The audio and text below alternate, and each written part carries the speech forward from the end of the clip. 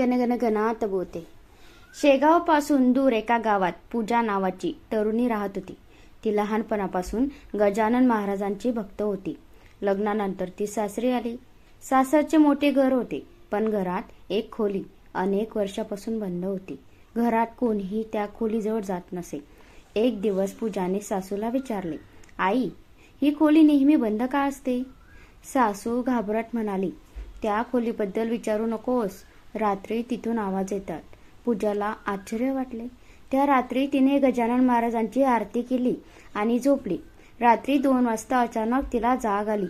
तिला वाटले जणू बंद खोलीतून कोणीतरी चालत आहे. ठक ठक ठक. तिच्या अंगावर काटा आला, पण ती घाबरली नाही. तिने जप सुरू केला, गण गण गणात बोते. दुसऱ्या रात्री पुन्हा तोच आवाज आला. आता संपूर्ण घर घाबरले. तिसऱ्या दिवशी पूजाने महाराजांच्या फोटोसमोर दिवा लावला आणि प्रार्थना केली, महाराज, सत्य काय आहे ते दाखवा. त्या रात्री तिला स्वप्न पडले. स्वप्नात एक वृद्ध साधू म्हणाले, भीतीच्या मागे सत्य शोध. दुसऱ्या दिवशी सकाळी तिने कुटुंबासोबत ती खोली उघडली.